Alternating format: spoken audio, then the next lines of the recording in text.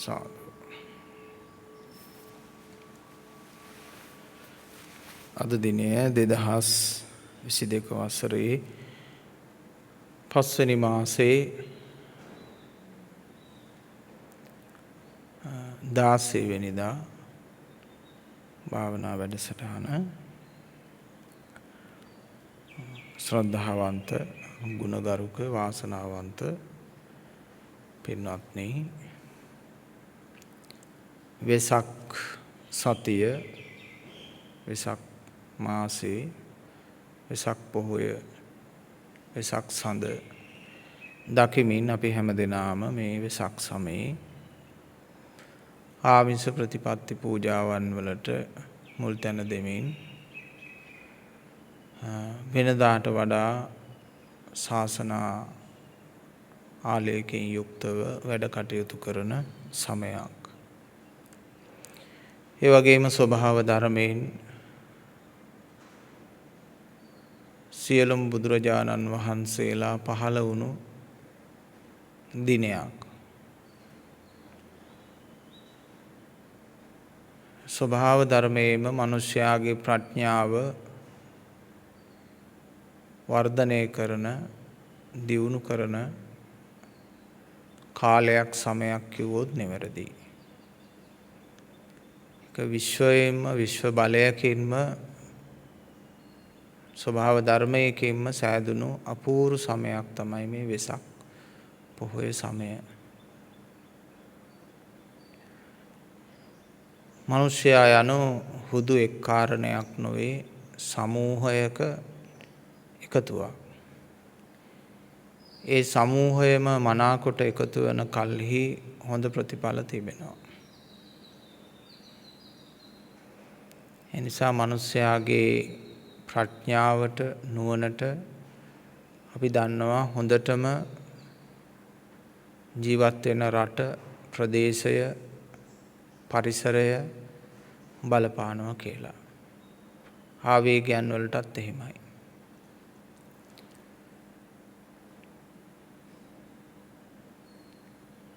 ඉතින් ධර්ම අවබෝධයට හොඳම සුදුසු කාලය තමයි තරුණ කාලය. ඒකට හේතුව නිරෝගීව කල්පනා කිරීමේ හැකියාව හොඳට තියෙන්නේ ඒ තරුණ කාලයේදී. ඒ කාලේ බැරි වුණොත් මැදි වියේදී වෙන්න ඕන. වයසට ගියාමත් බැරි කමක් නැහැ. කල්පනා කළාට කල්පනා වෙන්නේ මේ අහපු දේ මේ අමතක වෙන වගේ දේවල් සිද්ධ වෙනකොට එතන ගැටලුවක් උපදිනවා.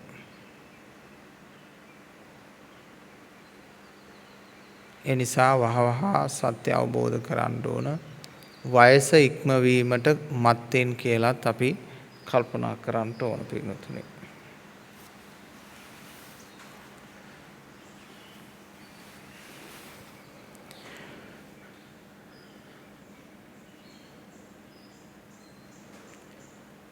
ගෘහයක් කියන්නේ සංකීර්ණ සංස්කාරක ධර්ම රාශියක එකතුවක නිර්මාණයක්, සකස් වෙච්ච දෙයක්.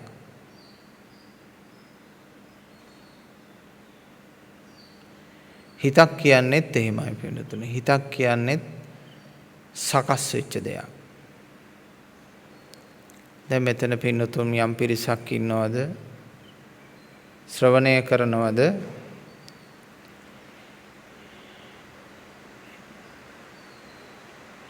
ඒ හැම කෙනෙක්ගේම හිත යම් යම් සකස් වීම මත තමයි තියෙන්නේ පින්නතුනේ. එක් එක් සකස් වීම මතයි තිබෙන්නේ.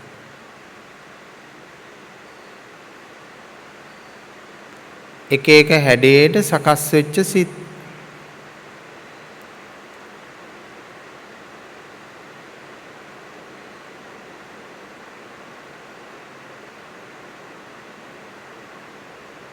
එක එක ස්වરૂප ලබා ගන්නවා.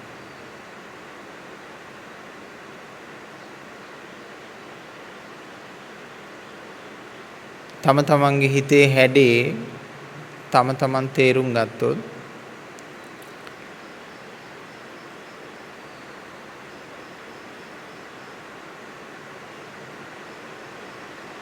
ගොඩාක් වටිනවා.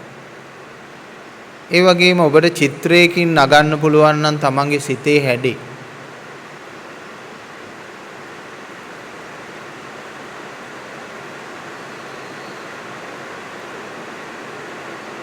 ඒක හරි වටින දෙයක්.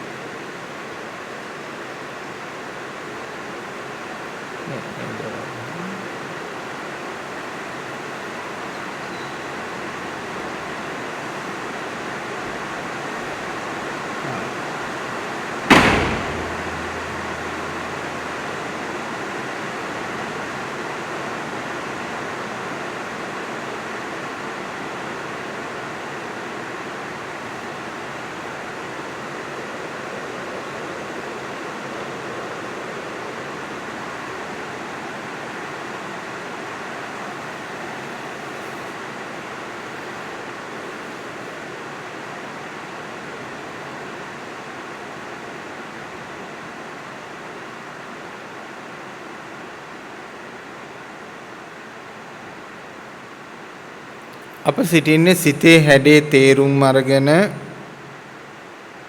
ඒ සිත නිරෝධ කරන්න.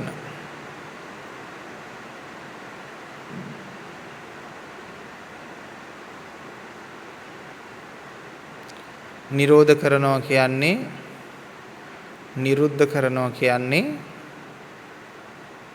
මෙතනින් සෝදලා පිරිසිදු කළා ඒක අයින් කරනවා. විමුක්ති කරනවා කියලා කියන්නේ ඒක. තණ්හා විමුක්ති කරන්න ඕන. තණ්හාව දුරු කරන්න ඕන. සංකාර විමුක්ති කරන්න ඕන. භව විමුක්ති කරන්න. විමුක්ති කරනවා කියන්නේ මෙතන තියෙන දේ අස් කරලා දානවා. අස් කරලා දැම්මට පස්සේ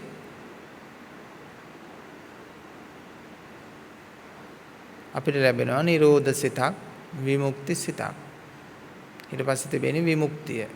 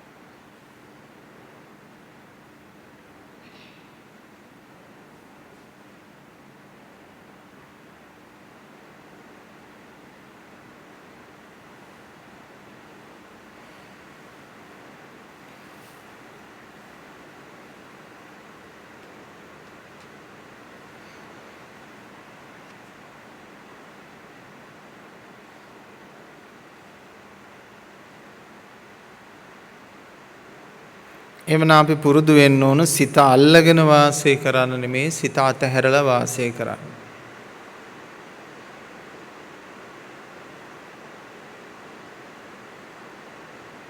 දැන් මේ මොහොතේ පුහුණු වෙන්න ඕන අන්න ඒක. අපි සිත අතහැරලා වාසය කරනවා.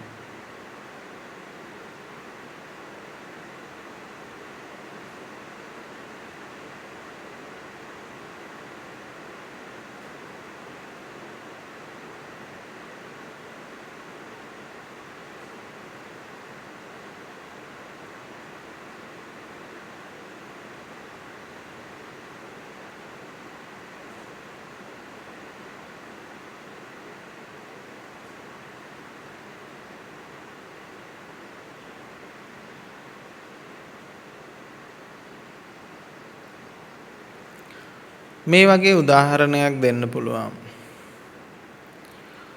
ඔබ සංචාරකයෙක් වුණොත් වැවක දොලක ඉන්න මාළු ටිකක් දැක්කොත් ඒ මාළුන්ගේ ලස්සන බලලා හැඩ බලලා ස්වභාවය බලලා ඔවුන් පිහිනා යන තැන් බලලා ඔබ සතුටු වෙලා එනවා. ඔබ ෆිෂ්මන් කෙනෙක් වුණොත්, මාළුකාරයෙක් වුණොත් ඔබ කරන්නේ මොකද? ඒ මාළු එකින් එක අල්ල ගන්න බලනවා. බිලි කොක්කක් දාලා.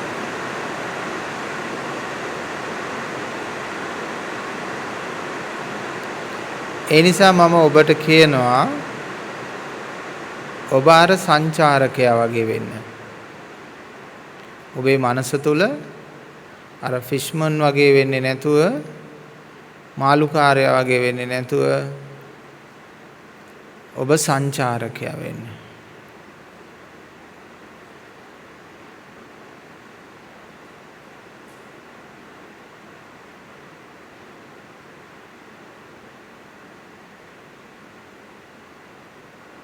දැන් ඔබ සංචාරකයෙක්. ඔබේ මනස තුළ ඔබ මාළුකාරයෙක් නෙමෙයි. කියන්නේ අර පිහිනන සිතුවිලි චේතනා අල්ලගන්න එක්කෙනා තමයි මාළුකාරයා. කොක්කක් දාලා. සංචාරකයා මාළුන්ගේ ලස්සනක් දන්නවා. ඔවුන් පීනා යන විදියක් දකිනවා. හරි ලස්සන මාළු ටිකක් එහෙට පීනවා. ඉරංචු ආයි මෙහෙ පීනවා. එක එක හැඩයට මාළුන්ගේ පිහිනීම අපූර්වත්වයක්නේ. ඒ අපූර්වත්වයේ විඳලා හරි ලස්සනයි කියලා එයා සංචාරකයා යනවා.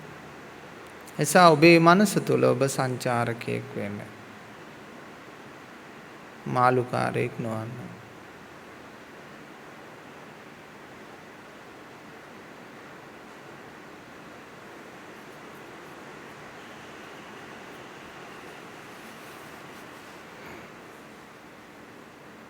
බලන්න ඔබේ මනස තුළ ඔබ සංචාරකයෙක්ද මාළුකාරයෙක්ද? මාළුකාරයෙක් වෙලා ඉන්නවා නම් ඔබ වහාම සංචාරකයා බවට පත්වන්න, පරිවර්තනය වන්න.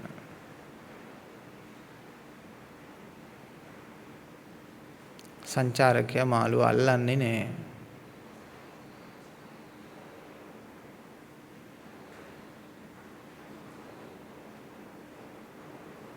බලා සිටින්නෙත් නෑ තදින්. මේක මගේ විල ඇලදොල වගේ එහෙම බලන්නෙත් නෑ.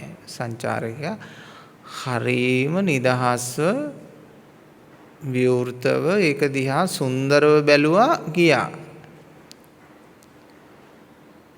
එයාට මුකුත් නෑ මේක දිහා බලාගෙන ඉන්න ඕන කියලා අදහසකුත් නෑ. මේ මාළු මෙතනම ඉන්න ඕන කියලා අදහසකුත් නෑ. මේ මාළුන්ට ඕන තැනකට යන්න පුළුවන්.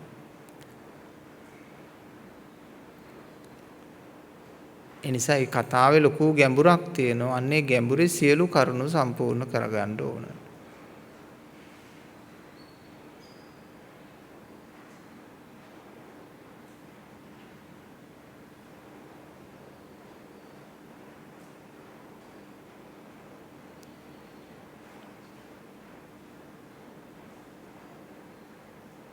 මේ මොහොතේම එය පුරුදු කරන්න ඕන. මේ මොහොතේම හැඩ ගැහෙන්න ඕන. ධම්මානු ධම්ම ප්‍රතිපත්ති. ධර්මයෙන් යම් හොඳයි කියලා මාර්ගයක් පෙන්වවද ඒකට හැඩ ගැහෙන්න ඕන. ප්‍රතිපත්තිය හැඩ ගස්ස ගන්න. දැන් මාළුකාරයා නෙමෙයි ඔබ සංචාරකයා. ඔබේ මනස තුළ ඔබ හොඳ සංචාරකයෙක්.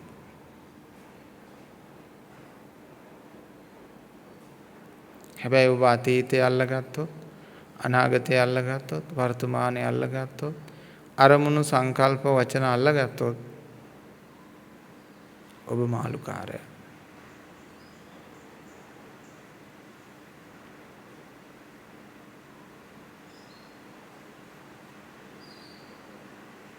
අතහැරීමෙන් මේ දෙස ඔබ බලා සිටියොත් ඔබ සංචාරකයා.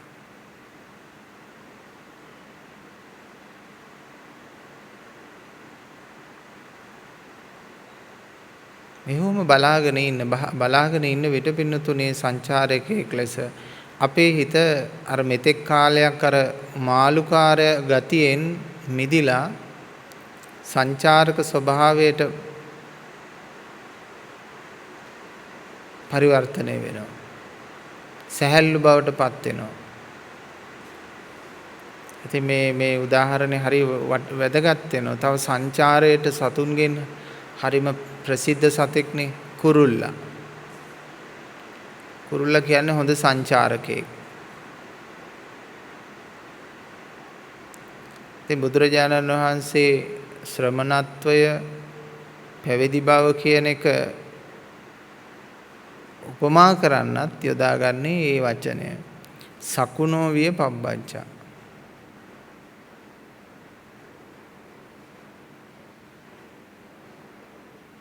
පියාපත් බර විතරයි තියෙන හොඳම සංචාරකයෙක්. එයා කිසි දෙයක් කිසි තැනක අල්ලගෙන නැහැ.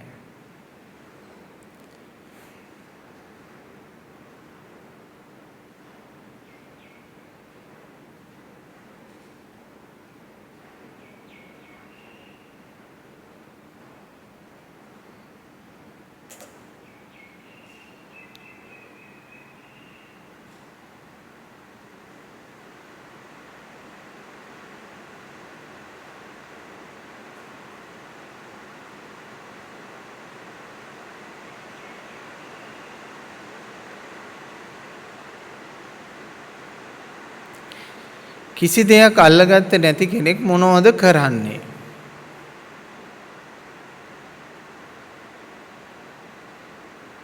බලන්න ඔබ ඒකට උත්තරයක් හොයාගන්න බලන්න. කිසි දෙයක් අල්ලගත්තේ නැති කෙනෙක් මොනවද කරන්නේ? මොකක්ද උත්තරේ?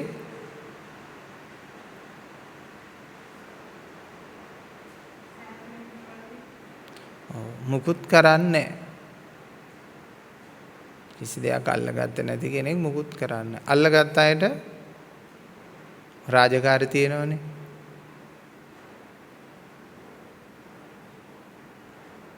ධනෙ අල්ලගත්ත අයට වැඩ තියෙන ගොඩාක්.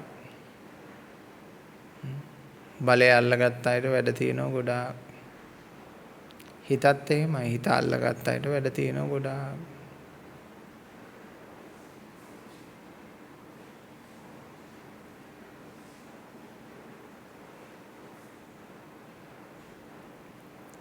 සංකප්ප රාගෝ ඇති දෙයක් නැහැ කිසි දෙයක. සංකල්පය තේරුණානේ? සංකල්පය ඔබමයි. ඔබට හෙට තනතුරක් දෙනවා. ඒත් ඔබ ඇවිදගෙන යද්දී ඔබම තමයි. අද හිටියේ ඔබම තමයි. ඒ හෙට ඉන්නේ. ඒ වුණාට ඊයේ තනතුරෙන් ඔබට සංකල්පයක් දුන්නා. දැන් එයා යන්නේ සංකල්පයත් ඔලුව තියාගෙන.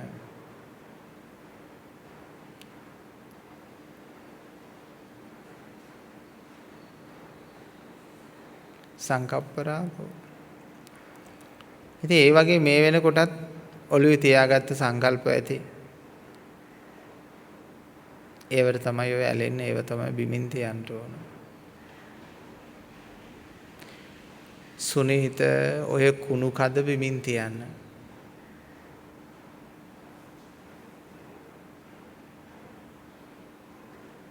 මානසික දුක් වේදනා ගඳ ගහන අතීත අනාගත කද වර්තමානයේ කර තියාගෙන ඉන්න කද ඔක බිමින් තියන්න.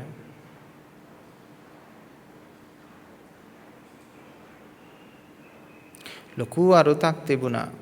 ඒ සුනීත ඒ වෙලාවේ ඉඳලා තියෙන්නේ කද කරේ තියාගෙන නෙමෙයි. කදක් අරගෙන යනවා එයා. කද කරේ තියාගෙන නෙමෙයි ඉන්නේ. එහෙම ඉහළ කුලවල ඉන අය ඒ වගේම එහෙම ශ්‍රමණ බ්‍රාහ්මණය එනකොට මේගොල්ලෝ කරන්න ඕන පාරෙන් ඈතට ගිහිල්ලා කද බිමින් තියලා වැඳගෙන ඉන්න ඕන යනකම්. ඒ විදිහට තමයි සුනීතත් හිටියේ ඒ වෙලාවේ. නමුත් බුදුරජාණන් වහන්සේ නතර වෙලා මේ කද බිමින් තියලා වැඳගෙන ඉන්න සුනීතට කියනවා සුනීත ඔය කද බිමින් තියන්න. එකක් තමයි ඔය රස්සාවෙනුත් අයින් වෙන්න. මහාන වෙන්න එන්න කියන වගේ දේකුත් ඒකේ තියෙනවා. ඊළඟට ආධ්‍යාත්මිකව දරාගෙන ඉන්න විශාල කඳක්. ඒ කදත් කර තියාගෙන තව කදකුත් කර තියන් යනවා.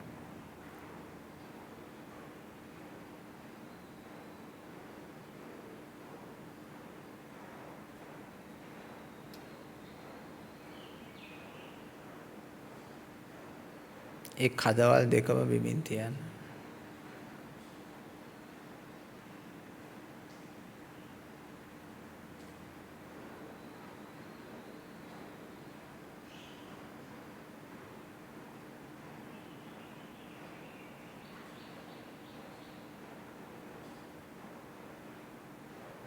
මේ ධහම තේරුම් කරගත්තොත් පින්නතුනේ අපිට මේ පරිපූර්ණ වෙන්න, පෝසත් වෙන්න, ජයග්‍රහණ ලබන්න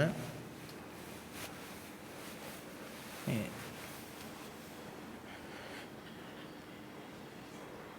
කොහොක්වත් දුවන් රූමනා නැහැනේ. සියල්ල ධර්මයේ තුල තියෙනවා.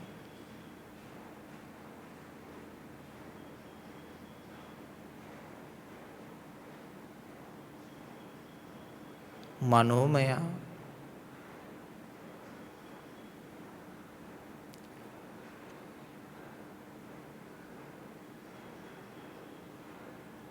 දැන් මේ දුක් විඳින්නෙත් මනෝමය, සැප විඳින්නෙත් මනෝමය.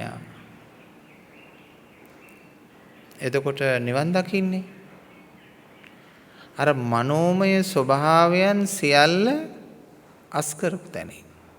ඒක මනෝමය නෙමෙයි. මනෝමය ස්වභාවයන් සියල්ල අත්හැරපු තැනින් තමයි නිවන් දකින්නේ. හැබැයි මනෝමය ස්වභාවයෙන් නිවනුත් තියෙනවා. විමුක්තියෙන් තියෙන ලෝකේ. ඒව තමයි සමතේ හරහා ලබා ගන්න දේවල්. ඒකත් මනෝමය. මනෝමය ස්වභාවයක් දැඩි කරන එක තමයි කරන්නේ. සමත ක්‍රමවේදයන් වලදී. නමුත් බුදුරජාණන් වහන්සේ පෙන්වූ විපස්සනා ක්‍රමවේදයේදී, නිරෝධ ක්‍රමවේදයේදී මනෝමය ස්වභාවය නෙමේ, සමස්ත මනෝමය ස්වභාවය, මේ මනෝ සංඛාරය ඉවත් කරනවා.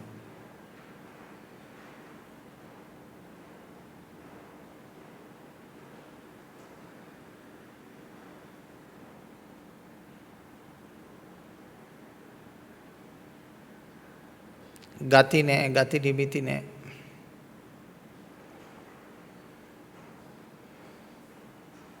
චේතනා නෑ, චේතනා කර්ම නෑ. කරන්නෙක් කරවන්නෙක් නෑ. බලන්නේ මිනිස්යාගේ ජීවිතේට මොන තරම් සැහැල්ලුවක්, සහනයක් තියනවද කියලා.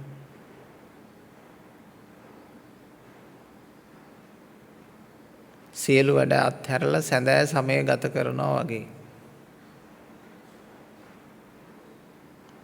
භෞතිකයෙන් බැලුවාම සැඳෑ සමය ගත කරන අයත් වැඩ වලින් විස්්‍රාම ගිහිල්ලා නැහැ ආධ්‍යාත්මිකව. රාජකාරියෙන් හැබැයි විස්්‍රාම ගිහිල්ලා දැන් නිදහසේ පත්තරයක් බල්ලා තේ එකක් බීලා ඉන්න පුළුවන්. ආධ්‍යාත්මිකව විස්්‍රාම යන්න.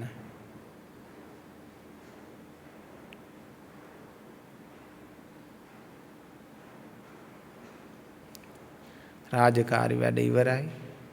සංස්කෘතික වැඩ ඉවරයි. එක එක ශේස්ත්‍රීය වැඩ ඉවරයි. ඥාතින්ගේ වැඩත් ඉවරයි.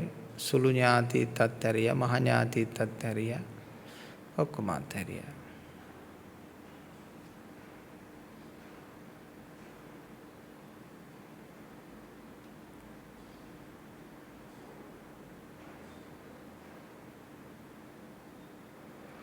මේ මිනිස්සු විඳින දුක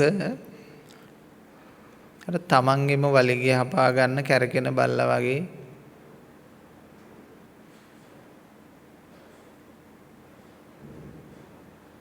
කැරකිල්ලක් තියෙන්නේ.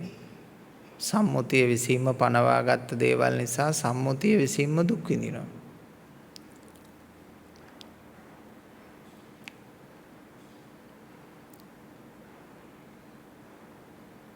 ඒ පනවා ගැනීම ටික අතහැරියා නම් කවුරුත් සාමකාමීව තම තමන්ගේ පාඩුවේ බොහෝම ලස්සනට ජීවත් වෙනවා. එයා අනුන්ට කරදර කරලා ඔය උපන්දින පාටි දාන්නෙත් නැහැ. අර ගෙවල් මේ ගෙවල් මගුල් ගෙවල් ඕව මේව තියන්නෙත් නැහැ. කාටවත් කරදර කරන්නේ මොකටද?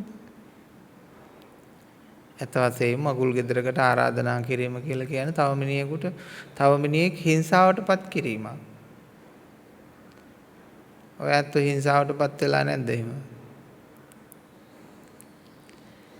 එහෙම ආරාධනා කරාම අයියෝ මේකත් ඔළුවේ කඩාගෙන වැටෙනවා. ගහින් වැටිච්ච මිනිහට ගුණා යනවා වගේ දැන් මේකටත් ඵලයන්කෝ. මාළේවත් උගස් තියලා මොකක් හරි එකක් කරා. ඒ නිසා ඒ දේවල් වලින් අයින් වෙනවා නම් හැමෝටම බොහොම සානශීලී ජීවිතයක් තියෙනවා.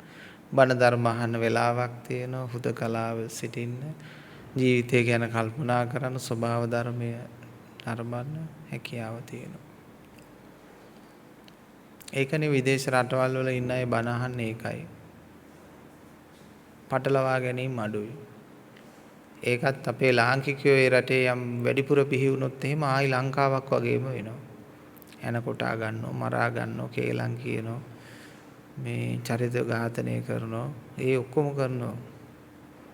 ලංකාවේ සංස්කෘතියනේ ඒක අනිවාර්යෙන් රැක ගන්න ඕන අපේ දේ කියලා ඒවා ඒ රටෙත් පටන් ගන්නවා. හැබැයි ලාංකිකයෝ අඩු නම් නිදහසේ ජීවත් වෙන්න පුළුවන්. ඒ රටේ ඒ පළාතේ.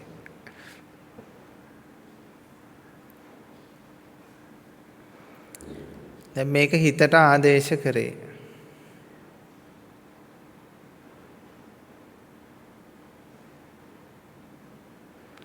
අර පතිරූප දේශවාසෝච පුබ්බේතගත පුඤ්ඤතා කියපු වගේ අපිට දහමට ලැබි දහමට විවේකයේ තියෙන පරිසරයක ඉන්නත් පුළුවන් නම් හදා ගන්නත් පුළුවන් නම් ඒක ලොකු දෙයක්, වටින දෙයක්. ඒ කියන්නේ ලෝභ දේශ මොහ එකතු කරන්නේ නැති, ලෝභ දේශ මොහ අස් කරන තැනක් වෙන්න ඕන.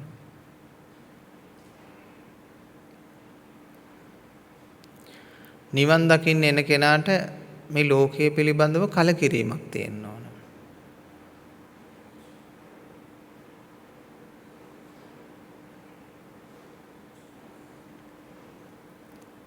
ඒකනේ රජවරු රජකම දාලා ගියේ. රජකම අතහැරලා හිටියේ. මේ දෙක එකට කරන්න බෑ.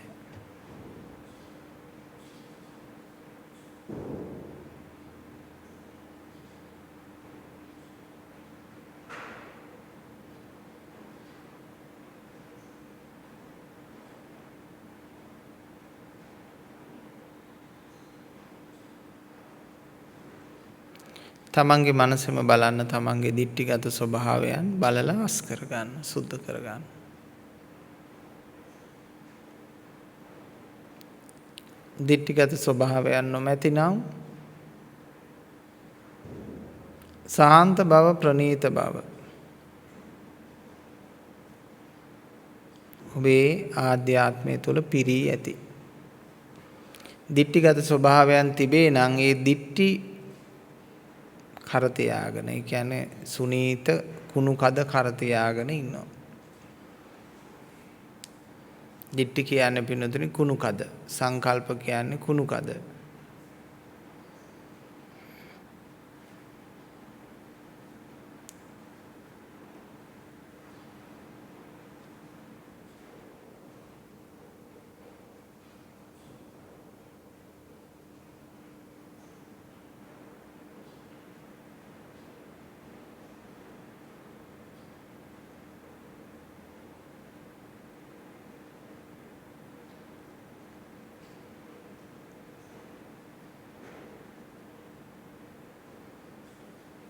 මේ සියල්ලක්ම මායාවක් කියලා තේරුම් අරගෙන මේ මොහොතේ කිසිවක් නැහැ.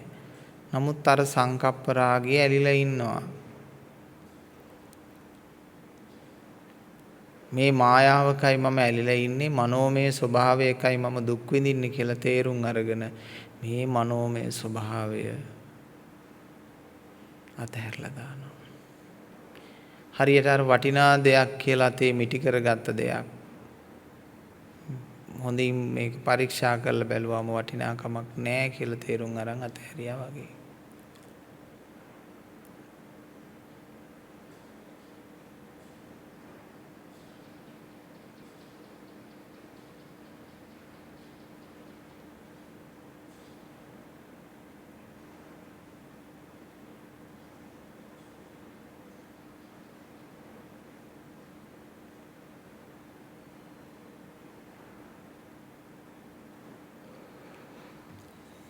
දැනුමින් නිවන් දැකිය හැකිද? දැනුමින් නිවන් දකින්න බෑ පින්නතුනි. දැනුම තමයි නිවනට බාධාව.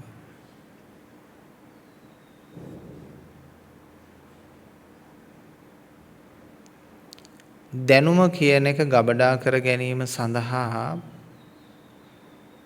පංච උපාදානස්කන්ධය කියන එක අත්‍යවශ්‍ය වෙනවා. දැනුමට රූප වුණ, දැනුමට වේදනා වුණ, දැනුමට සංඥා වුණ, සංකාර වුණ, විඥාන වුණ.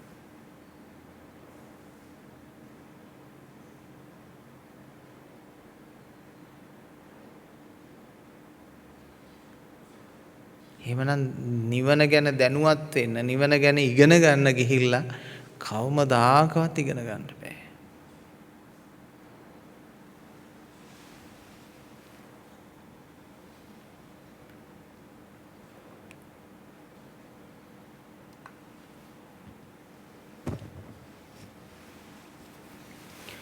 මලේ සුවඳ බලනව මිස මලේ සුවඳ ඉගෙන ගන්නවද?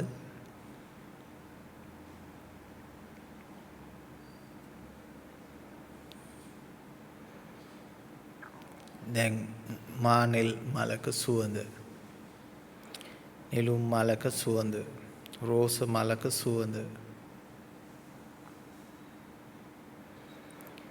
අපි කෙනෙක් කෙනෙකුට උගන්වන්නේ නැහැ ඒක කවමදාකවත්. උගන්වලා තියෙනවද දහදුරු පාසලේවත් සුවඳ උගන්වන්නේ නැහැ. සුවඳ විඳින්න ඕන.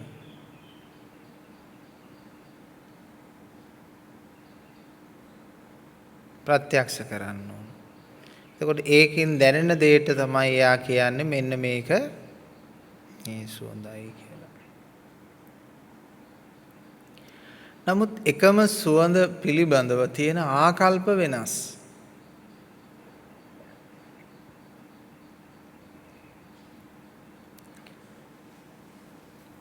හැමෝටම සමහර සුවඳවල් වලට සමහර අය හරි කැමති, සමහරවල් සුවඳවල් වලට ඒගොල්ලෝ කැමති නෑ. ඒකට අප්පිරියයි. මොකද ඒ සුවඳත් එක්ක යාට ඇති වෙච්ච ආකල්පය නිසා. ඒ සංකප්ප රාගය තමයි.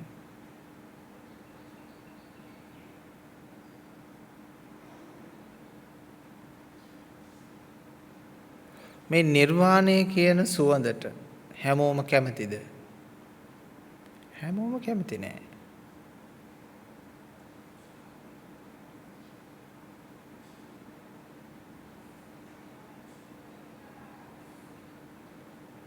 නිවන් දකින්න හැමෝම කැමති නෑ.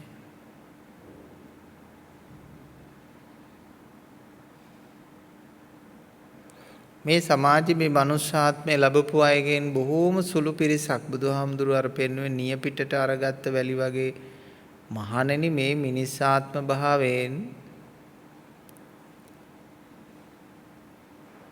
මනුෂ්‍යත්වයක පිහිටලා ඉන්නේ මේ පොඩි පිරිසක්.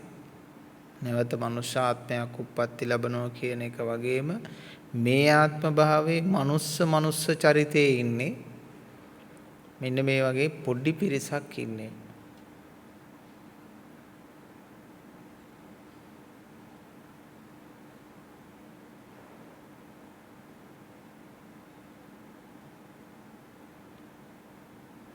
ඒ හිත් කැමති නෑ පෙන්නතුනේ. ඒ හිත් වෙන වෙන දිහාවල් වල සංචාරය කරන්න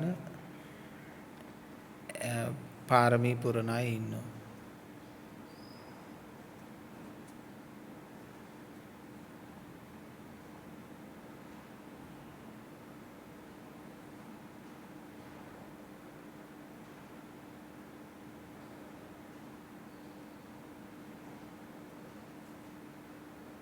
මේ හොඳට ගහකොළ තියෙන රටේ ඉඳලා කාන්තාරවල සංචාරය කරන්න ආසයි නැද්ද? ආසයි. ඉතින් කාන්තාරේ මොකද බලන්න තියෙන්නේ? නිකන් වැල්ලනේ, වැලි කඳුනේ. නමුත් ඉතින් ඒකත් සංචාරයක්. ඒ වගේ පින්නතුනේ මේ සමාජයේ මනුස්ස ආත්මයට ආපු මේ සපවත් ජීවිතේ ජීවත් වෙන මිනිස්සු ඉන්නවා අපාය බලන්න කැමති අය. අපාය රස විඳින්න කැමති අය. දුක් විඳින්න කැමති අය ඉන්නවා. දුකටපත් වෙන්න කැමති අය ඉන්නවා.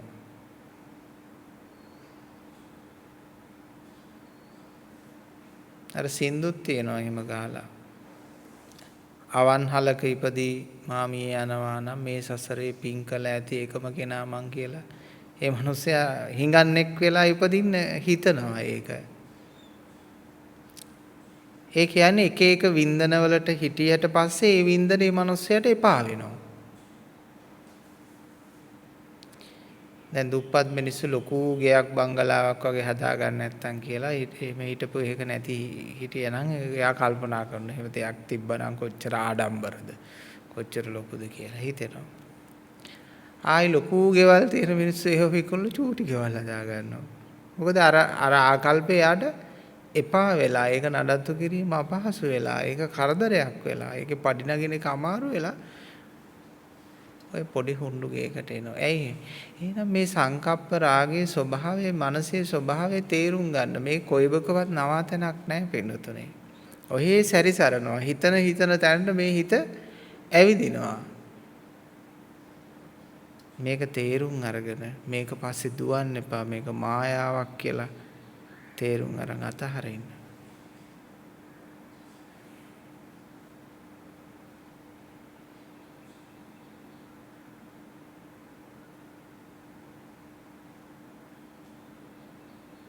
සියල්ල අතහැර බලා සිටින්න. ස්වභාවයෙන් ඔබව පරිවර්තනය කරાવી.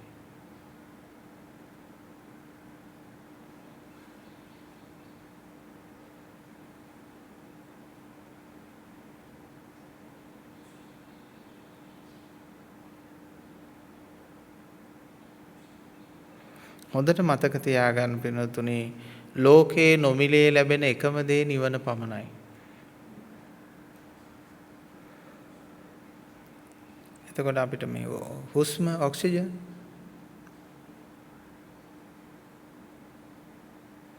නොමිලේ නේ හම්බෙන්නේ නේ?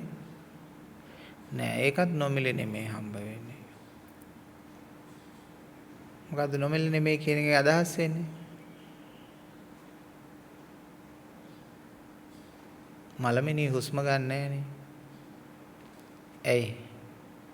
අර ක්‍රියා කරවන්න නතර වෙලා. එහෙනම් අපි යම් කිසි උත්සාහයක් ඒකට දෙනකොට ඒක නොමිලේ දෙයක් නෙමෙයි. ඒක උත්සාහයක් මත ලබන දෙයක්. ක්‍රියාවලියකට ප්‍රතික්‍රියාවලියක් වශයෙන් ලබන දෙයක්. එහෙනම් අපි හුස්මත් නොමිලේ නෙමෙයි ගන්නෙ.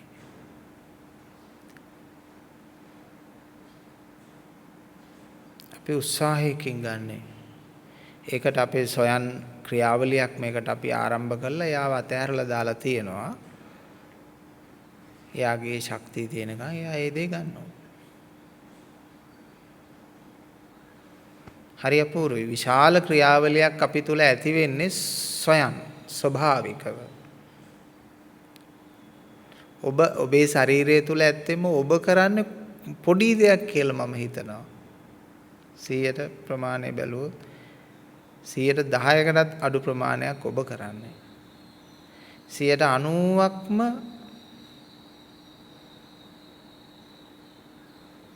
ස්වභාවික ක්‍රියාවලිය.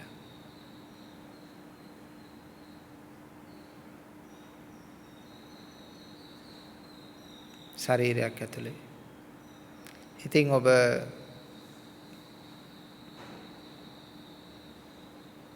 අර 110 විශාල අර ස්වභාවික ක්‍රියාවලියට බලපෑමක්. ඒ අර 110 මිත්‍යා දෘෂ්ටිකයි වෙනවනේ. වැරදි දේවල් ටිකක් ඔළුවේ පටව ගත්තාම ඉතින් ඒකෙන් විඳවනවා.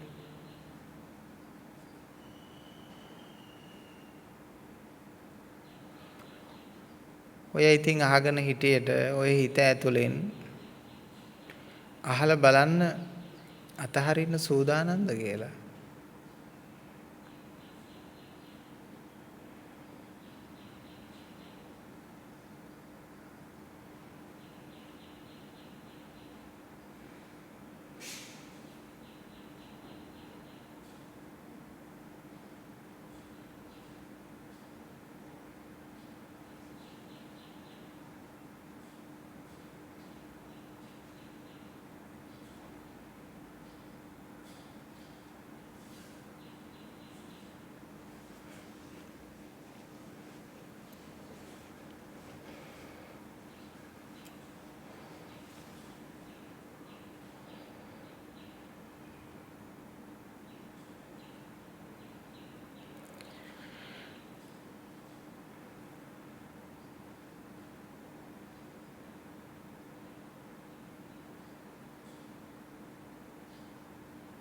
සමහර අයගේ හිතවල තියෙන දේවල් නෙළුම්පතේ වතුර තියෙනවා වගේ. සමහර අයගේ හිත හරියට ගෝනි පඩංගුව වගේ. නෙළුම්පතේ වතුර කොච්චර ගෙනිච්චත් දුර ගෙනිච්චත් නෙළුම්පතට ඒව උරාගන්නේ නැහැ. ගෝනි පඩංගුවට නම් උරා ගන්නවා. ඒ නිසා ඔබේට තියෙන සිත ඔබේ සිත නෙළුම්පතක්ද ගෝනි පඩංගුවක්ද?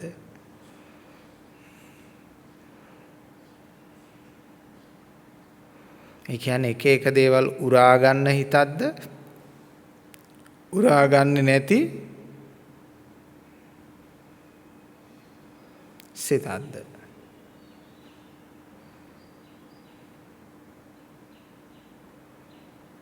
එහෙමනම් ආර්ය ශ්‍රාවකයාගේ හිත යනෝ ආර්ය ධර්මය යනෝ කිසි දෙයක් උරා ගන්නේ නැති සිතක්. කිසි දෙයක් උරා ගන්නෑ මොනම දෙයක්වත්. යථා ස්වභාවය දන්නවා. ආර්ය ධර්මය කියලා කියන්නේ පින්වත්නි මේ අමුතු ධර්මයක් නෙමෙයි. වෙන කොහෙන් හරි ගෙනාපු විශ්වයෙන් ගෙනාපු ධර්මයක් නෙමෙයි. මේ තියෙන හැම දෙයකම යථා ස්වභාවය මනාකොට දන්නා නිසා සද්ධර්මය වෙනවා ආර්ය ධර්මයේ බවට පත් වෙනවා. හැම දෙයකම යථා ස්වභාවය බලන්න මට කියන්න. හැම දෙයකම කෙලවර. හැම දෙයකම කෙලවර ශූන්‍යයි.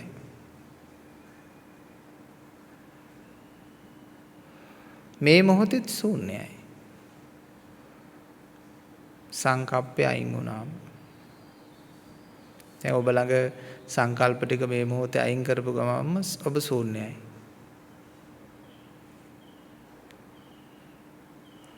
සංකල්ප ටික තියෙනකන් විවිධ මිනිස්සු මෙතන සියලු දෙනාම සංකල්ප ටික අයින් කරොත් පින්නතුනේ එක්කෙනෙක් බවට පත් වෙනවා. අපි ඔක්කොම එක්කෙනෙක් වෙනවා. ඒකනේ ආර්ය ශ්‍රාවකයෝ ඔක්කොම එක්කෙනෙක්නේ. අෂ්ටපුරුෂ පුද්ගල. ආයේ ඒක ස්ත්‍රී පුරුෂ කියලාවත් බෙදෙන්නේ නැහැ. ඔක්කොම එක්කෙනෙක් එක පවුලක් වෙනවා. හැබැයි ආර්ය නොවූ තැන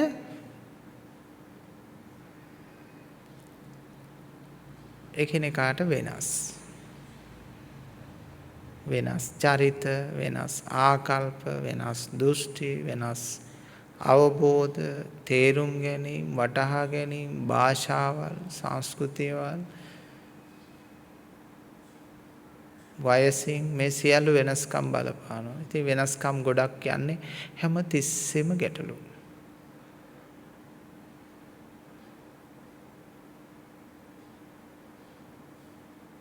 නැද්ද?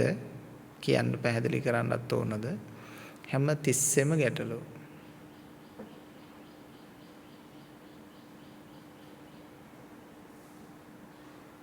අත්විඳින ජීවිතේ පැහැදිලි කරන්න ඕනේ නෑනේ. දැන් වෙනස් ආකල්ප දෙකක් නිසා හොනයි මහත්තයාගෙන් ගත්තාමනේ තියෙන ආකල්ප මේ ගැටලු පටන් ගත්තාම ඒක දුවා පුතා ලේලි බෑන ඔය අතරේ ඔක්කොගෙම බෙදී යනවා. ඊට පස්සේ හාමුදුරුවෝ වෙන්න පුළුවන් කවුරු හරි වෙන්න පුළුවන් කොච්චර හරි ප්‍රභේදන හැදෙන තරමට ගැටලු තියෙනවා. අර ඒකකයක් එකක් බවට පත් වෙන්නේ නැහැ.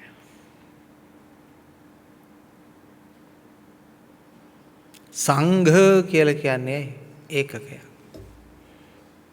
එකමුතුකම.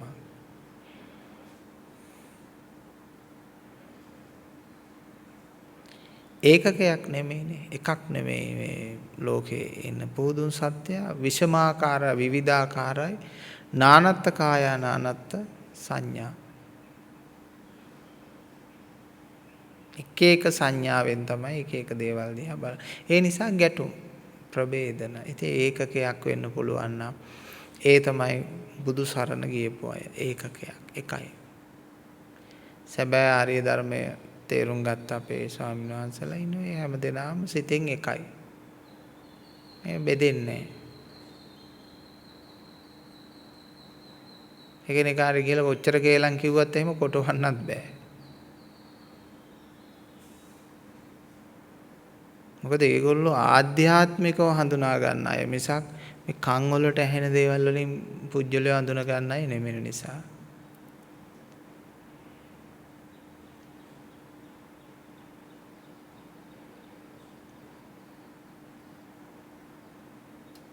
මොලේට ලැබෙන සංඥාවල් වලින් හඳුනා ගන්න අය නොවන නිසා ආධ්‍යාත්මිකව හඳුනා ගන්න. හිත ස්පර්ශ කරලා තමයි තේරුම් ගන්නේ.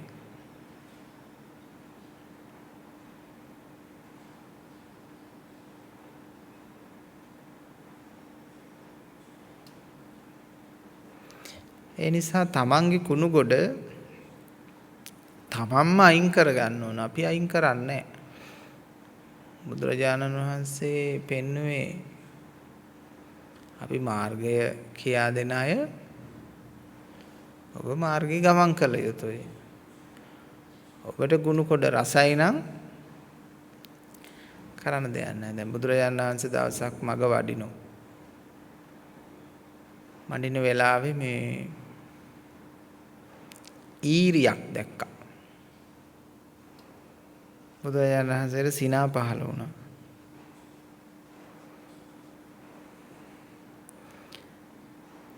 බුදුහාමුදුරුවෝ බොහොම hina වෙලා හිටපු කෙනෙක්. සිනා පහළ කරලා තියෙනවා. hina පහළ වුණාම ආනන්ද හාමුදුරුවෝ විමසනවා ඇයි භාග්‍යවතුන් වහන්සේ සිනා පහළ කරේ? ආනන්දට පේනවද අර ඊරිය? ඔව්. එයා මේ පළාතේ හිටපු හොඳ සිටු කුල කාන්තාවක්.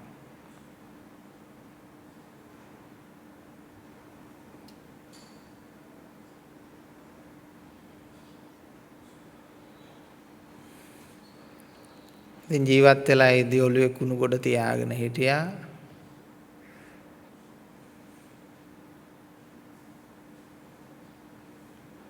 චරිතේ බවට පත් උනේ ඊරියක්. ඉතින් ගති උප්පත්ති බවට පත් වුණා. ඔන්න ඊරියක් වල දැන් ওই මඩේ දඟල ඉන්නවා. බුදුරජාණන් වහන්සේ කියන්නේ මහා පුදුමයි. ගෙදර ඉන්න බල්ලා බලලා කිව්වනේ ඔය ඉන්නේ තාත්තා. බුදුහාමුදුරුවොත් එක්ක හරි කේන්ති ගියා. බල්ලන්ට කියනවාද අපේ තාත්තා කියලා.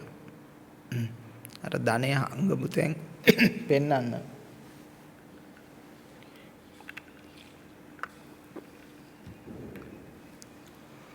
කියලා කිව්වහම පෙන්න ඔය ගොඩාක් ගෙවල් වල සෙනෙහ ඇතුව මෙහෙ ඉන්නෙත් ඉතින් සංසාරේ මොන හරි ඥාති සම්බන්ධතා තියෙන සතුන් විය හැකියි.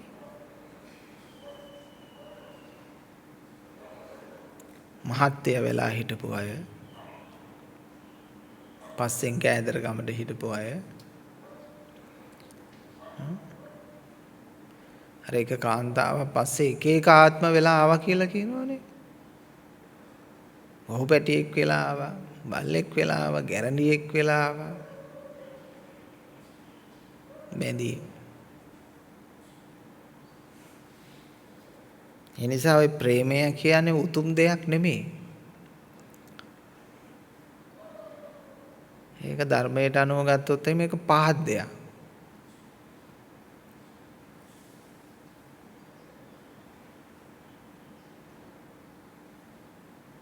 ඒක රූප තණ්හාවක්, ශබ්ද තණ්හාවක්, ගන්ධ තණ්හාවක්, ස්පර්ශ තණ්හාවක් ඇති වෙන දෙයක්.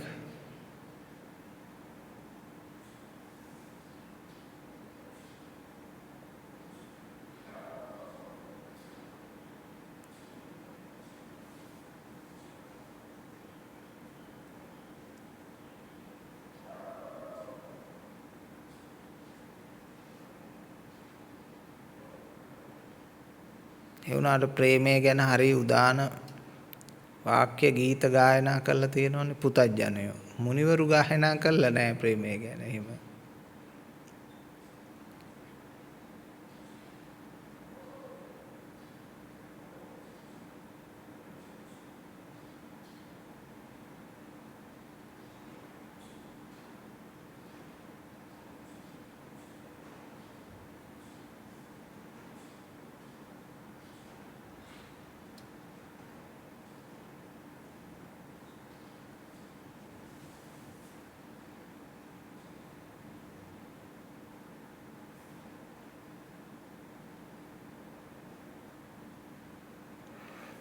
බුදුරජාණන් වහන්සේ විශාල වශයෙන් ශ්‍රාවකයෝ ශ්‍රාවිකාවෝ බිහි කළා.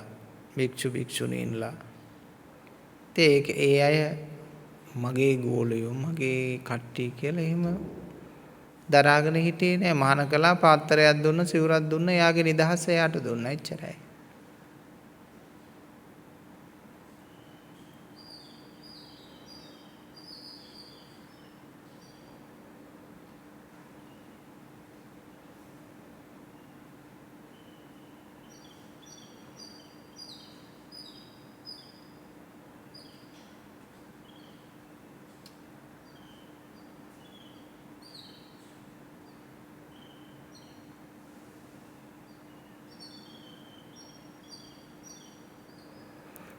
මමත්වයට අතහරින්න පුළුවන්ද?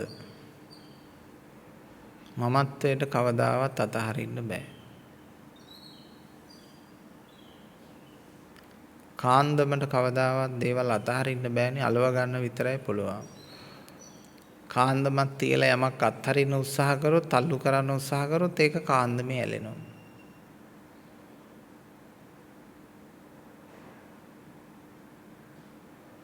සමහර අය කියනවා ඇයි අපිට මේ ජීවිතේ අකමැති දේවල්ම වෙන්නේ කියලා. අරක තමයි හේතුව. කාන්දමකින් යමක් ඈත් කරන්න උත්සාහ කරනකොට ඒක ඇවිල්ලා ඇලෙනවා.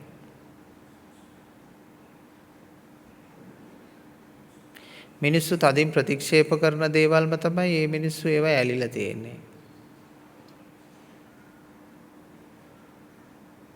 ඒ මිනිස්සුමයි ඒවට ඇලිලා ඉන්නේ.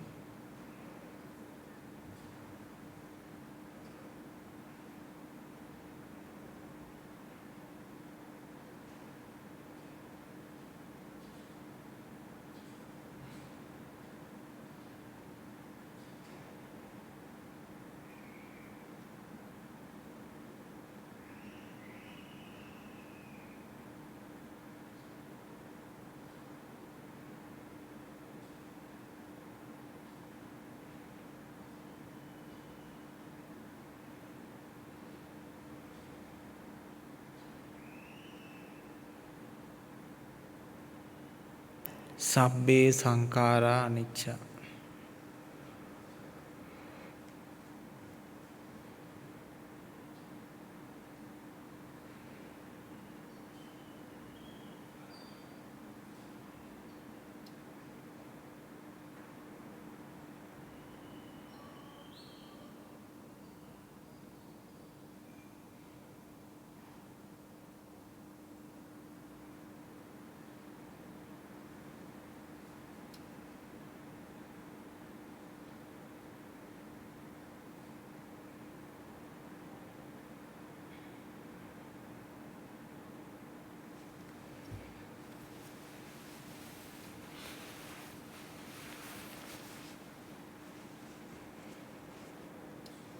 ඒක වචනයක් නෙමෙයි පින්නතුනේ, දැනෙන දෙයක්. මොකද්ද සබ්බේ සංඛාරා අනිච්චා කියන්නේ? වචනයක් නෙමෙයි, දැනෙන දෙයක්. අර මලක සුවඳ වගේ තමයි.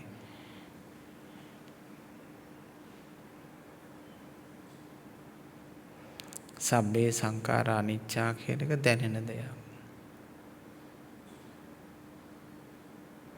අනිච්ච සංඥා, විමුක්ති සංඥා, නිරෝධ සංඥා, සියලු සංස්කාර නොගන්න සංඥාව. ඒ කියන්නේ අවබෝධිතයි. ලෝකය ගැන අවබෝධිතයි, ආධ්‍යාත්මික ලෝකය ගැන අවබෝධිතයි.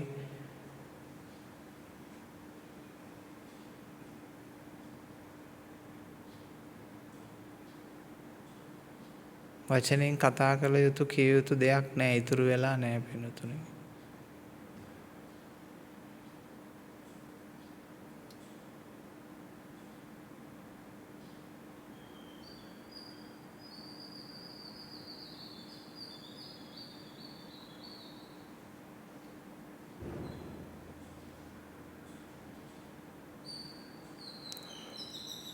සිතිවිලි නොවේ, හැබැයි අපි හදන්න ඕන සිත. සමහර අය සිත කියන එකට අත තියලවත් නැහැ කියලා පේනවා. සිතිවිලි වලින් තේරුම් ගන්න එක තමයි කරන්නේ. සිත කියලා කියන්නේ බොහොම ගැඹුරේ ඉඳලා පැන නගිලා උඩට එන එකක්. සිතවිලි කියන්නේ අපේ මොළයේ ආශ්‍රිතව පවතින තත්වයක්. එතකොට සිතවිලි සමනයටපත් වූ තරමින් සිත එයාගේ සමනයටපත් වෙන්නේ නැහැ. සිතයි නිරෝධ වෙන්න ඕන. ආර්ය භූමියටපත් වෙච්ච කෙනෙක්ගේ සිතයි නිරෝධයටපත් වෙලා තියෙන සිතවිලි පවතිනවා. සිතයි නිරෝධයටපත්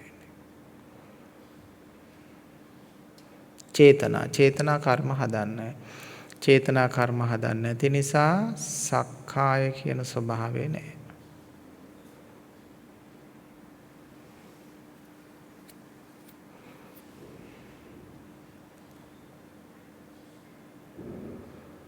දිට්ඨිගත භාවේ නැහැ. සම්මා දිට්ඨිකයි. සම්මා දිට්ඨික යනෝ පිරිසිදු දැකීම කියනවටත් වැඩිය හොඳ දිට්ඨිගත භාවයක් නැති කියන එක. ඒක තමයි දිට්ඨිගත භාවයක් නැති එක තමයි පිරිසිදු දැකීම කියන්නේ. මොනම දෙයකවත් දිට්ඨිගත භාවයක් නැහැ. ඒ වචනේ හොඳට මතක තියාගන්න. මොනම දෙයක් දිහාවත් ගැඹුරු ආධ්‍යාත්මය තුළින් දිට්ඨිගත ස්වභාවයකින් බලන්නේ නැහැ.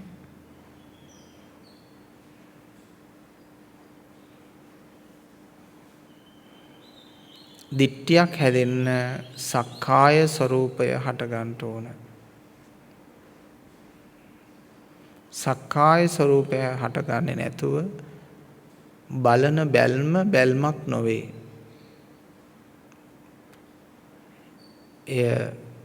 ඒ බැවින් දුටු දේ දුටු පමණයි.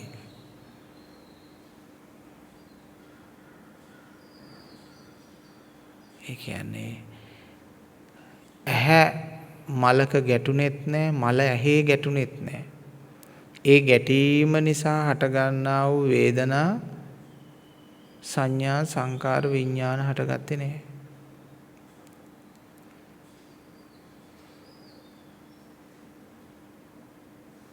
එහෙමනම් මේක දැක්ක කියන්නද නොදැක්ක කියන්නද?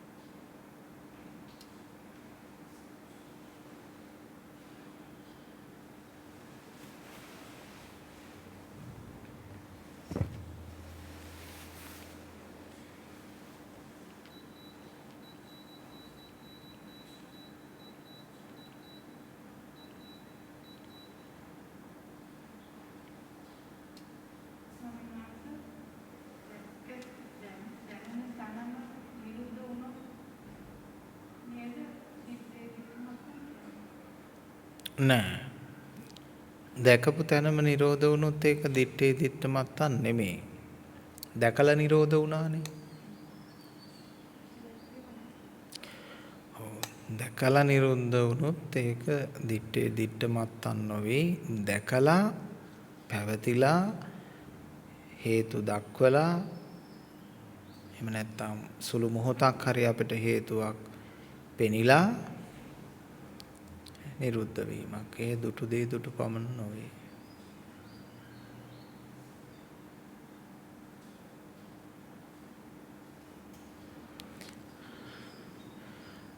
අපි මේ ලෝකයේ වේගය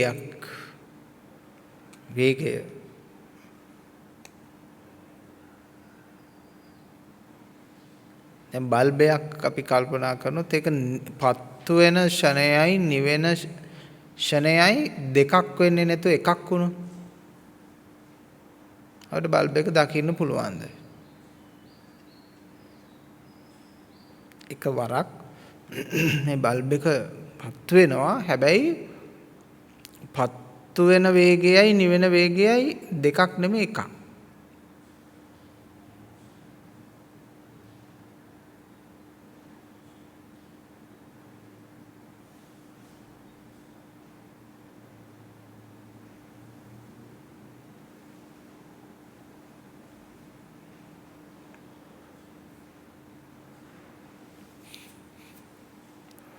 යුරෝපයේ ඉඳලා ඇවිල්ලා හාමුදුරු නමක් මෙහි භාවනා කරලා විදේශිකයෙක් කෙනෙක්.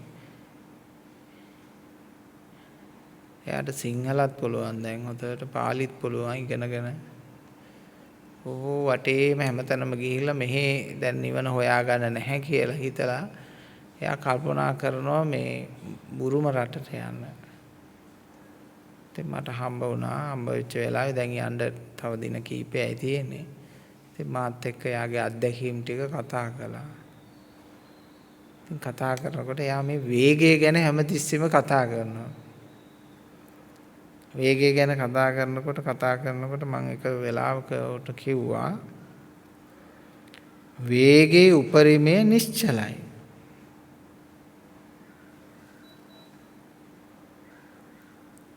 වේගයේ උපරිමය නිශ්චලයි.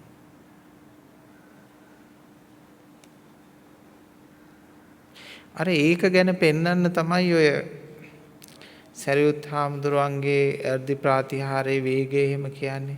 ශක්තිමත් පුරුෂයෙක් උස්කලාතක් පාත් කරනකොට අපේ ශක්තිමත් පුරුෂයෙක් කියලා කියන්නේ බ්ලූස්ලි මාස්ටර් වගේ කෙනෙක්.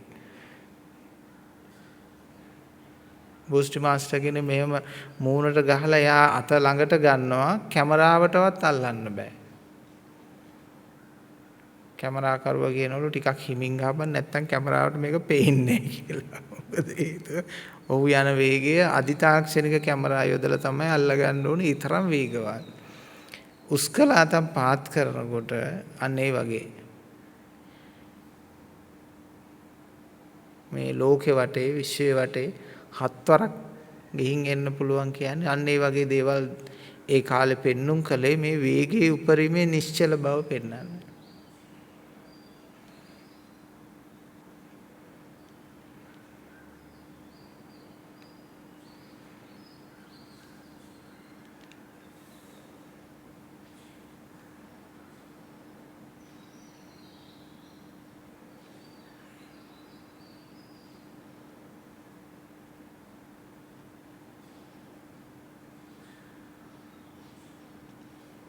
ආරම්භයත් අවසානයත් එකම තැන තියෙන්නේ. මනෝමය වශයෙන් විතරයි අපි හදාගෙන තියෙන්නේ දුරක්. උපත මරණය එකට තියෙන්නේ අපි මනෝමය වශයෙන් දුරක් හදාගෙන තියෙනවා. ඉතින් මම ඒක හොයාගත්තේ මේ අපිට පොඩි අත් සෝදන පොඩි බෝල් එකක් තිබුණා. ඔය බෝල් එකේ මේ කූඹියෙක් ඇවිදින්න පටන් ගත්තා මේ බෝල් එකේ මේ කට වටේට. ඉතින් මං උදේ බැලුවාම උදෙත් මිනිහා ඇවිදිනවා. දානට ගිහිල්ලා ඇවිල්ලා බැලුවාම ඒත් කූඹිය ඇවිදිනවා.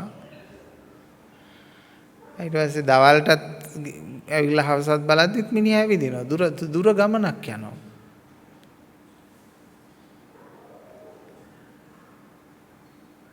මොකක් වටේද යන්නේ?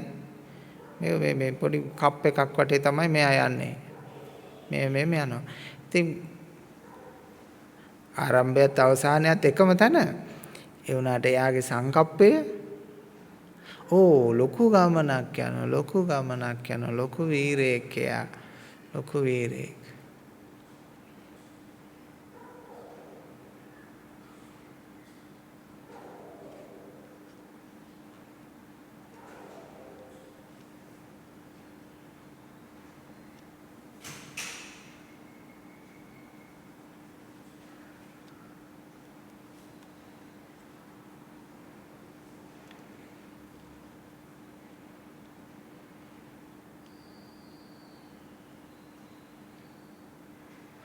සිත කියන්නේ හොල්මන් ගුහාවක්.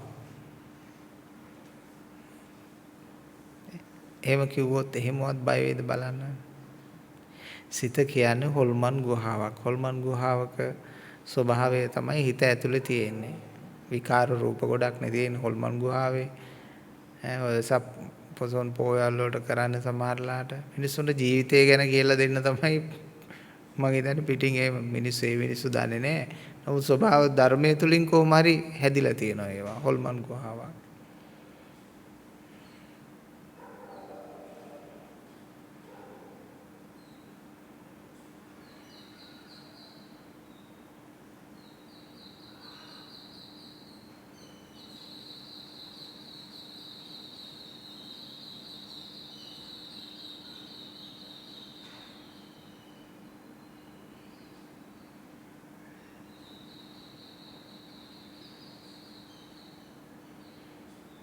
හිතට තියෙන ආසාව අත්හැර ගන්න.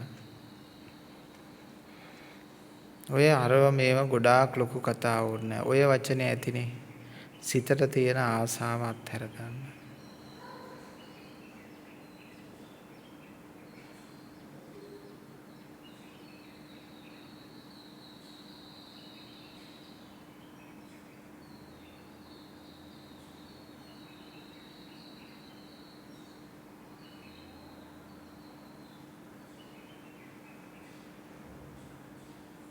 සිත් අල්ලගත් අයට කියන්නේ කවුරු කියලාද?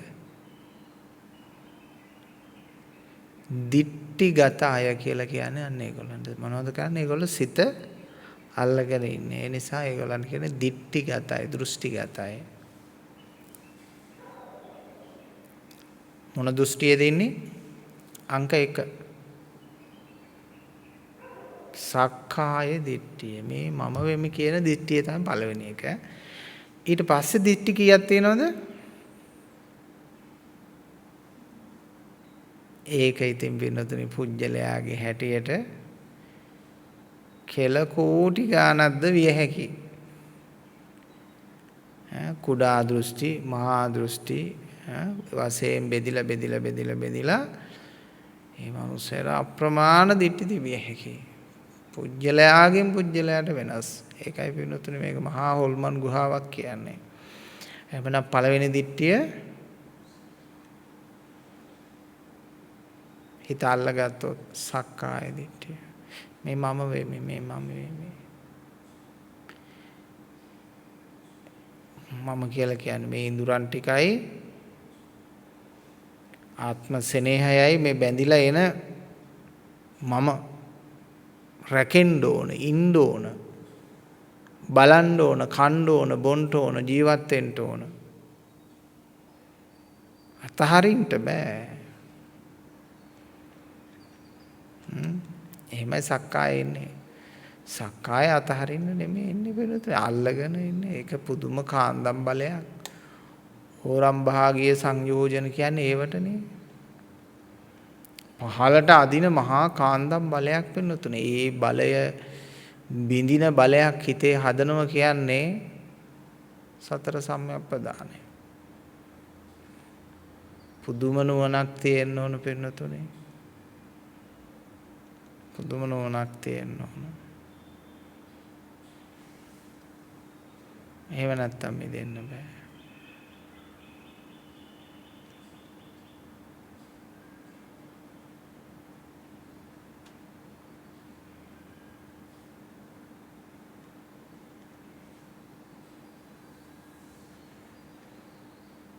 අර කුමාරයෝ 5 දෙනෙකුත් එක්ක තව රාජකුමාරයෙක් ගියා මේ Tamanට රජකමක් ලැබෙන දේශයක් හොයාගෙන. මේ කතාව අපි කියලා තියෙනවා. ඒක කුමාරයෙකුට පසේ බුදුවරයෙක් කිව්වා ඔයාට නම් මේ රාජ්‍යයේ රජකම හම්බ වෙන්නේ නැහැ. ඔබ යන්න වෙන රජකට. රටකට. ඒ රටේදී රජකම හම්බ වෙයි.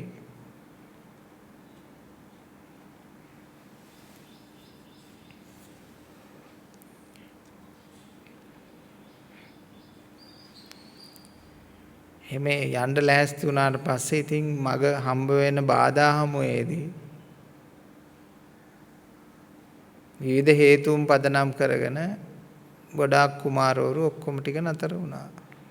අර රාජකුමාරයා විතරයි ඉතුරු වුණේ. එයා ඒ සියලු බාධා ටිකත් බිඳගෙන මඩවගුරු කාන්තාර ඒ කටු ලැබ අස්සෙන් අයිනෙන් ගිහිල්ලා ගහක් මුල වාඩි වෙලා ඉඳි ඒ රටට රජ කෙනෙක් හොයනවා ගෙනල්ලා අර ඇතා මල් මාලේ දැම්ම කියලා ලස්සන කතාවක් තියෙන්නේ. මේ තමයි නිවන් මඟ.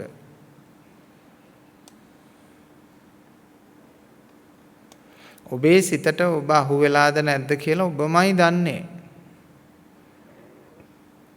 අපිට නම් ඔබ එහෙම මුදවන්න උවමනාවකුත් නැහැ, රඳවන්න උවමනාවකුත් නැහැ. ඔබේ ගැලවීම ඔබ සතුයි. ඔබට උවමනා ප්‍රමාණයටනේ ඔබ කෑම හදාගෙන කන්නේ. ඒ වගේම ඔබට රුචි පරිදි තමයි ඔබේ හිත තියාගෙන ඉන්නේ. ඔය හිත අද මුදවන්න බැරි වුණත් තව කාලයක් හරි ගිහිල්ලා සමහරලාට මිදෙයි.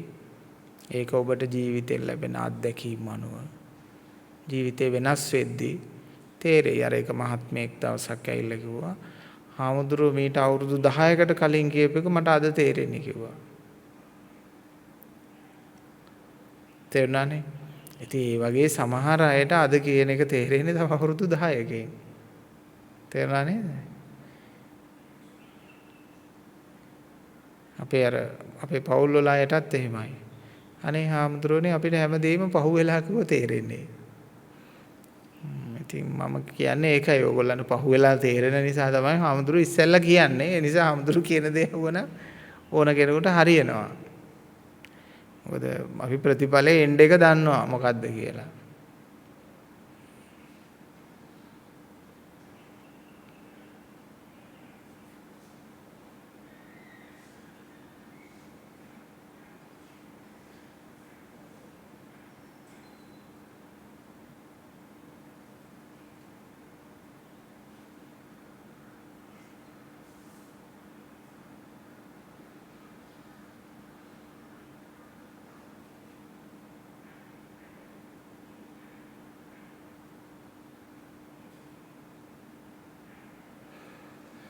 අපරාධය අපි නිහඬ බව ගැන කියන්නට වචන පාවිච්චි කරනවා, ශබ්ද පාවිච්චි කරනවා. ඒ නිසා ඒක අපරාධයක්.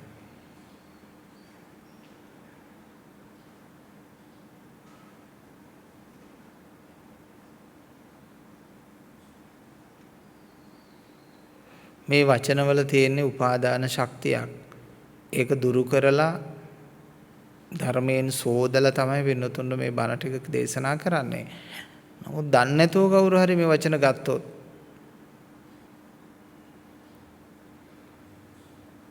ඒක උපාදාන වෙනවා. සෑම වචනකම තියෙන්නේ රූප වේදනා සංඥා සංකාර විඥාන. සෑම වචනයක් නම් කරපු දේවල්.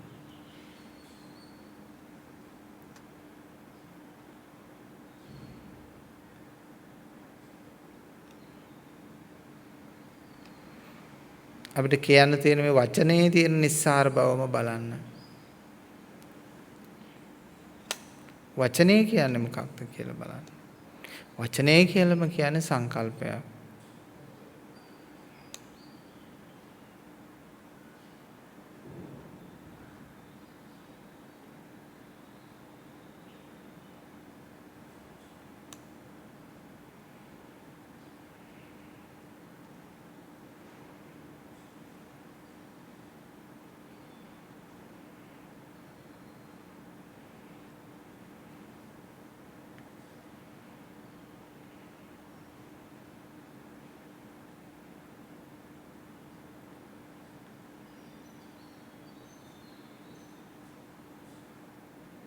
එහෙමනම් අපි වචන වලින් ඉගෙනගෙන සත්‍ය හොයාගන්න අපිට කවදාවත් බැරි වෙනවා. මොකද හේතුව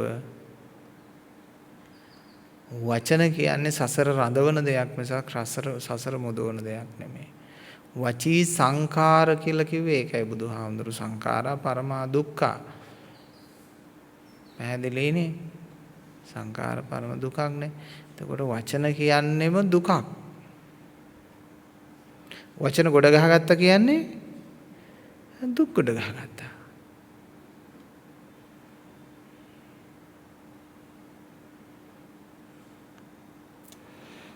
මුකුත් කරන්න හොයන්න එපා. යථා භූතම් පජානාති. මේ හැම දෙයක් පිළිබඳවම යථා තත්වය මනාකොට තේරුම් ගත්තාම මේ මිනිස්යාට කලබලයක් ඇති වෙන්නේ නැහැ.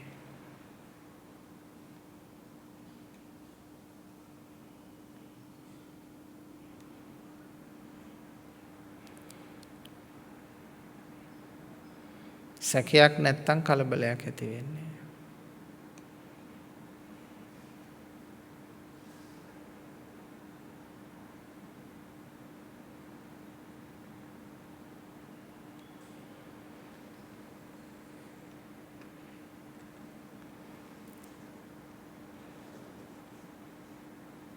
අපි ටික වෙලාවක් භාවනාවේ යෙදෙමු.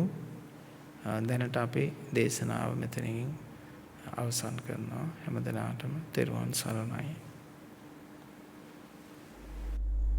අද දවසේහි ධර්ම දේශනා දායකත්වයේ දක්වමින් කටයුතු කරනු ලබන්නේ මාතලේ පදිංචි චන්දන හේරත් පින්වත් අබේකෝන් මහත්මයා. අරමුණු බවට පත්වන්නේ එතුමන්ගේ බිරිඳ වන එල්.එල්.එම්.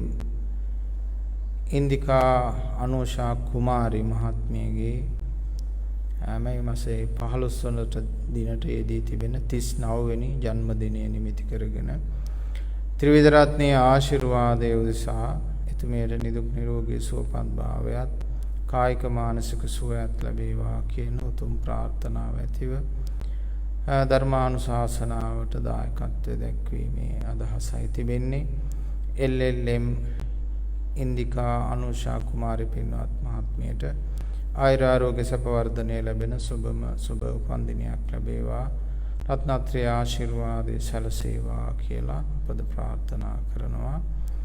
ඒ වගේම අප පින්වත් කල්යාණ මිත්‍රානන්ද ස්වාමීන් වහන්සේට නිදුක් නිරෝගී සුවපත් භාවයත් ධර්ම සේවා කටයුතු වලටත් ආශිර්වාද ප්‍රාර්ථනා කරනවා.